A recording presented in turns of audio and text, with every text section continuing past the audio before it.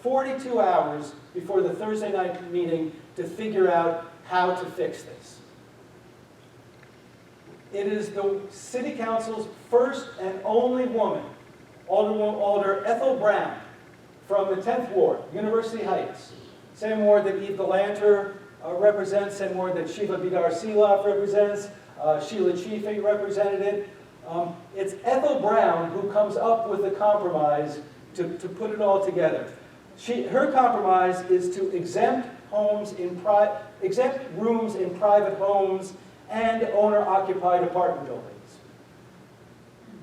And William Bradford Smith, who's a pro-civil rights Republican, he's married to Betty Smith, who would go on to become a very important older woman in the 70s and 80s. William Bradford Smith represents the far west side, and he says what Mrs. Brown's compromise was in part to get the votes, but it also reflects her constituents. Her constituents are university faculty who rent rooms out in their homes to students. And what William Bradford Smith says, this is her colleague on the city council, they don't want to open their homes to people of all races and colors where they would have to share the same bathroom. So that's why William Bradford Smith thinks that Ethel Brown has come up with this compromise to exempt rooms in private homes from the Equal Opportunities Ordinance. But whatever her motivation, it works. And that amendment is adopted, and it starts this absolutely dizzying display of what I can only call legislative freestyling. They're just dropping amendments and passing them without any sense of what's going on. The first thing they do is they follow up on what that student from CORE said, and they make it illegal to do testing. They make it unlawful for anyone, quote, without a bona fide intention to offer to buy or rent housing, quote, for the sole purpose of securing evidence of a discrimination practice as defined in this ordinance. The council bans housing discrimination, and then they ban the only way you can find evidence that it's going on. Again, and this is a backlash to what the young man from CORE said. More and more amendments come on. There's an amendment that, there's so many amendments that the supporters, Mary Louise Simon, John McGrath, Betty McDonald, are so distraught at what's going on, they actually consider pulling the measure entirely because it has been weakened beyond recognition. At this point, it has no value whatsoever. When all of a sudden, an alderman named Bruce Davidson, who opposes the ordinance, who is the only alderman to vote against the final plan on the triangle, he makes an amendment to limit exemptions to only owner-occupied buildings. That absentee landlord don't get the protection. Only owner-occupied buildings get the exemptions. That amendment carries, without debate, 20-2. All of a sudden, and now the ordinance is something that an alderman named George Rieger votes for, creates an 11-11 tie. Henry Reynolds casts an emphatic vote aye, and Madison has made history by adopting the first fair housing code in the state of Wisconsin. It is big news, and here's what it does. It makes it illegal to refuse to sell, rent, lease, or finance based on race, color, creed, or ancestry, but with these exceptions. Owner-occupied single-family residence, owner-occupied houses with no more than 4 roomers, and owner-occupied apartment buildings of 4 units or less. Effectively, only 40% of the housing units in the city are covered by the ordinance. But that's 40% more than were covered before the ordinance. Davidson's amendment has effectively doubled the number of units that were covered. So we see there are 15,000 covered by the ordinance, but still 23,000 that are not. The advocates put on kind of a poor face that night. They say, well, it's a net gain, but we're very disappointed. You've weakened it so greatly. We're very upset. But privately, they are thrilled. Abrahamson and McGrath and McDonald are stunned at how much they've gotten. They didn't get the touchdown, but they got a couple of field goals. They got 15,000 housing units covered by non-discrimination that they didn't have the day before. They're thrilled. Babe Rohr, Thursday night, is also thrilled. Babe Rohr thinks that Thursday night is a smashing success. But when he reads the newspapers on Friday and finds out exactly what had been enacted, he goes, oh my God, I had no idea what we did last night. So now the tables are turned, and he realizes that we actually did pass a meaningful ordinance. He's still able to get the local labor organizations to oppose it.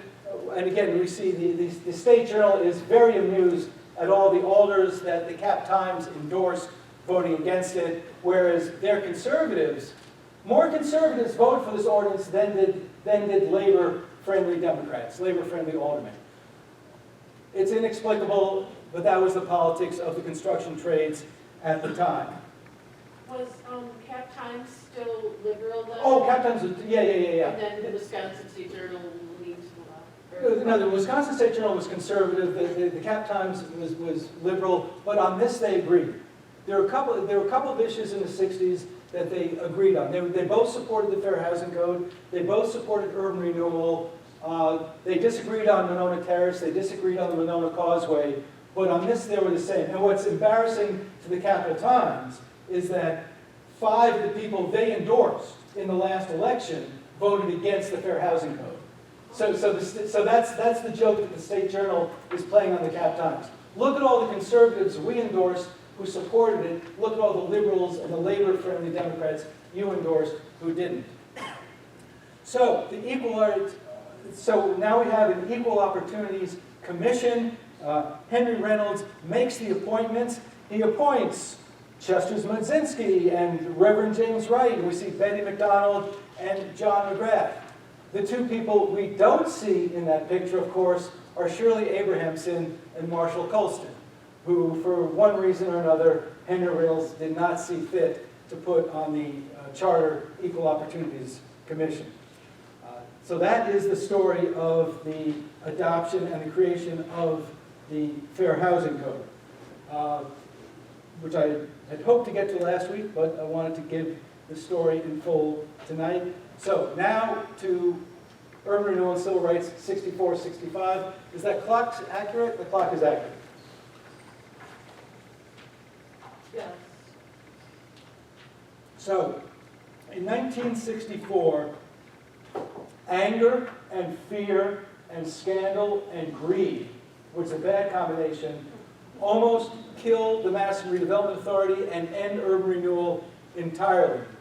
And racial politics and urban renewal absolutely poisoned the relations between Henry Reynolds and the City Council. This is not going to be a productive period of time for the City Council, or for the Redevelopment Authority, at least as a restart. And the year begins on bad news for the Redevelopment Authority. One of the issues that the people in the Triangle were bitter about was how much money they got paid for their structures. And the Redevelopment Authority explained, well, we have these federal rules and regulations.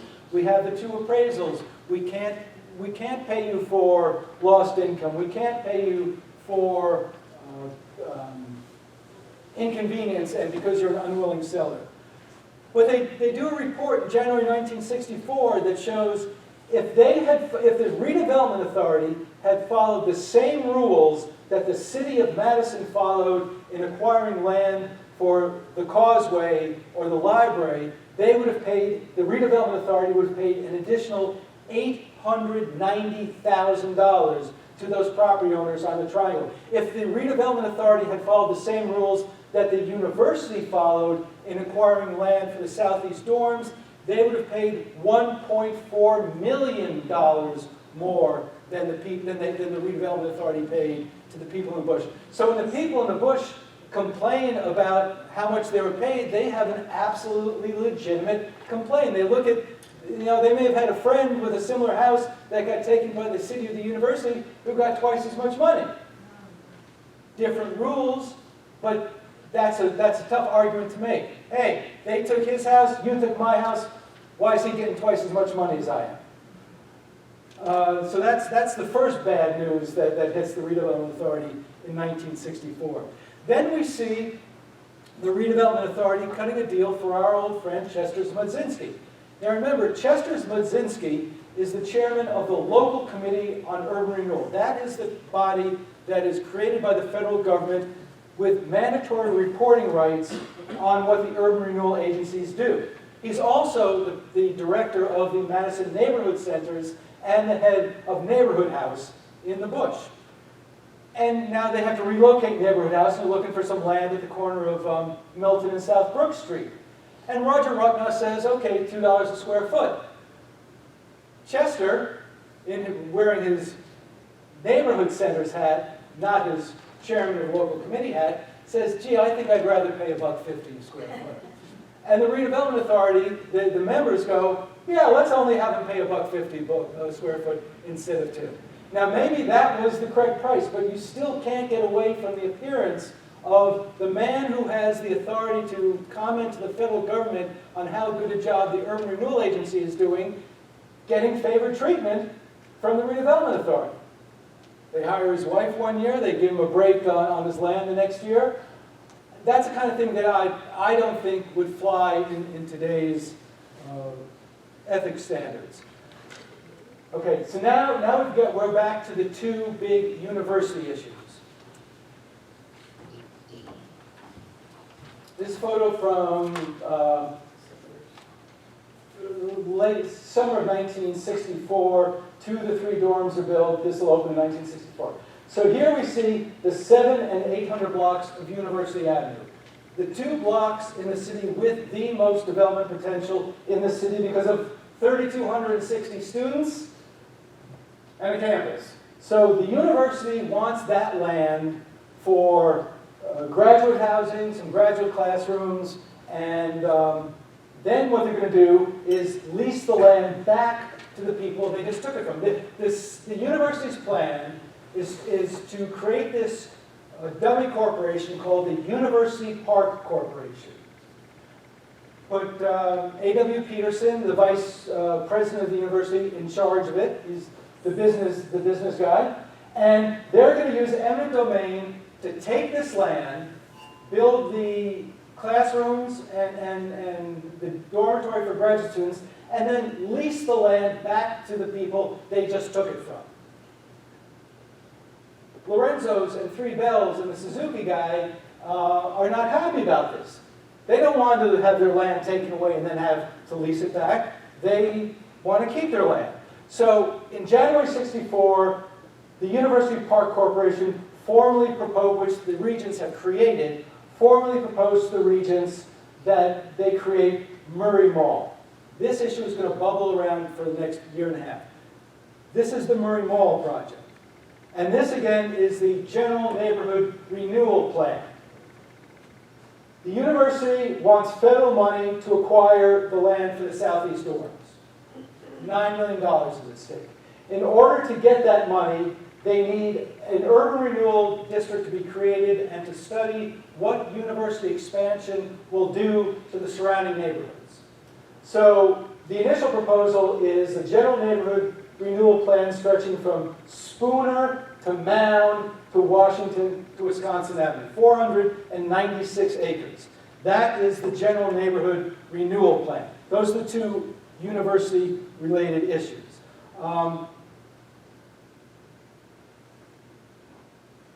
So, in 1964, in January 1964, another citizens group, the Madison Homeowners Association, forms with the express purpose of generating a referendum to abolish urban renewal, to end urban renewal, and abolish the redevelopment authority. And that's another difference between the 60s and now. The most recent, actually the early 60s and the late 60s, By the late 60s, what radicals were doing were having votes on Vietnam. Well, it's great, that's a symbolic thing, but it's not going to do anything. This referendum had practical, immediate impact, and something that I'm surprised activists around Madison have forgotten to do is you can have referenda. You can actually get things done. We killed Monona Terrace by referendum. We are on the verge of killing urban renewal through referendum. We bought the bus company by referendum. Referenda and citizen activism really go hand in hand in the early part of the 60s. So the Madison Homeowners Association want to have a referendum on the ballot to terminate all urban renewal activities and dissolve the redevelopment authority. And they get 8,000 signatures. They only need 6,000. They screw up they end up filing the papers 3 weeks early, and they end up getting 2,000 signatures more than they even needed. So people are obviously, because in addition to the holdover bad taste in people's mouths from the triangle, and that's like an emotional issue still, now we've got the university. The university expansionism is the secret threat to the urban renewal program. Fred Harvey Harrington is boasting about how much land he's taking in that southeast Durham area. He actually says, I'm the biggest imperialist since Teddy Roosevelt. And he's proud of it. And it is this university expansionism, more than the triangle, that generates the anti-urban renewal activity, anti-urban renewal referendum, because people see the redevelopment authority working with the university on this massive general neighborhood plan. That's the linkage in people's minds. And the astonishing thing about that is we all think that it was anti-war activism in the late 60s and 70s that got the community mad at the university. It was university expansionism. It was Fred Harrington buying up all the land. It was the regents creating this University Park Corporation. This is 63 and 64. This is 2 years before there's any meaningful anti-war protest. The people are upset at the regents way before they're upset at SDS. It wasn't our fault.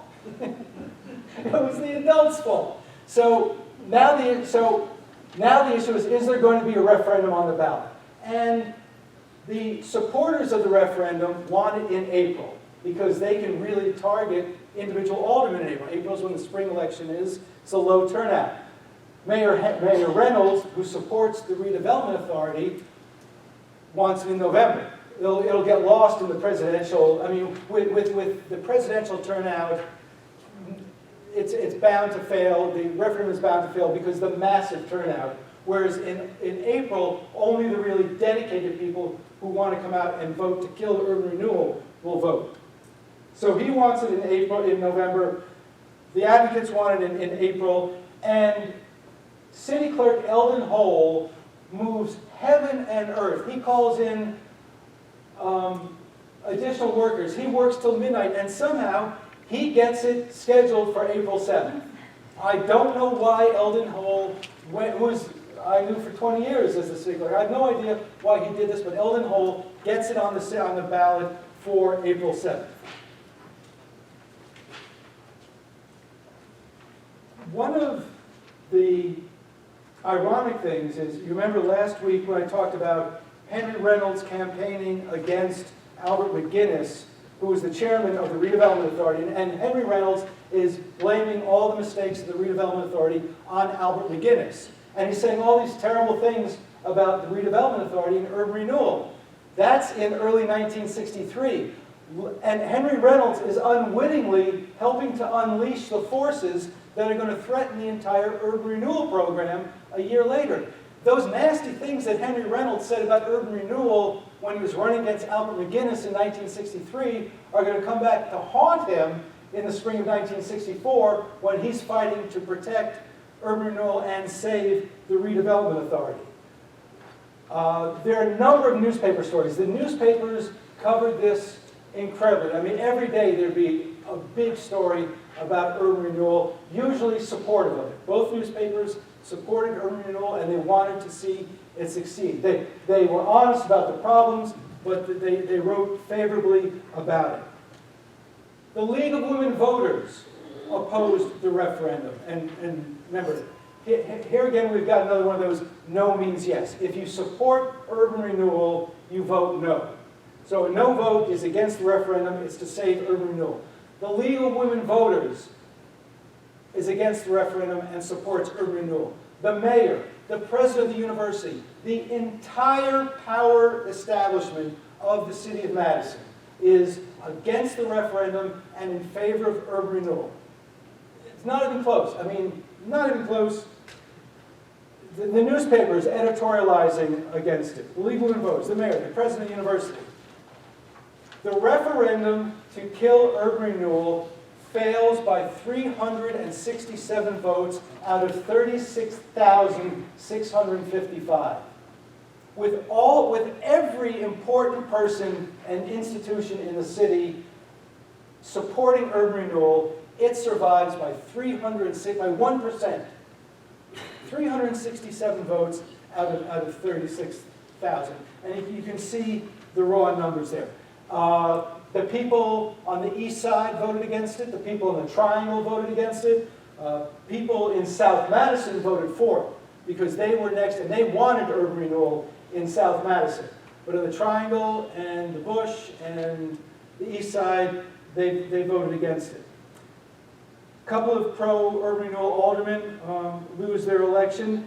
And this close call really wakes up a lot of people who have not really recognized the amount of public opposition. And there's a body at this time called the Citizens Advisory Committee. It's like the super committee of all city governments. It's got about 40, 50 people, and it doesn't exist anymore. But the mayor could have put whoever he wanted on it, and they could investigate anything they wanted. It was like an all-star committee with unlimited jurisdiction. And the chairman of it said, perhaps, after the vote, perhaps Madison was negligent in the consideration of the people who were displaced by the Triangle. And he looks at what they did at Brittingham, and he says, if we had built low-cost housing instead of those market-rate houses, the market-rate apartments for Sampson Plaza, this might not have happened. Mayor Reynolds says, maybe we set our goals a little too high. We have to realize we can't have utopia in this program. So 2-3 years late, they realize, maybe we really should have built affordable housing instead of market-rate housing in that first instance. Maybe we should have taken into account that we were displacing people from the Triangle and not built this market-rate housing from people throughout elsewhere in the city. It's an important lesson. They learned it a little too late, but they did learn it. Continuing 1968, Roger Rucknow proposes some moderate income housing at the point of the Triangle, where Bayview Apartments is now. And the mayor, Henry Reynolds, forms his own development group. Now think about this for a second. The land is owned by the Redevelopment Authority. The mayor appoints the members of the Redevelopment Authority.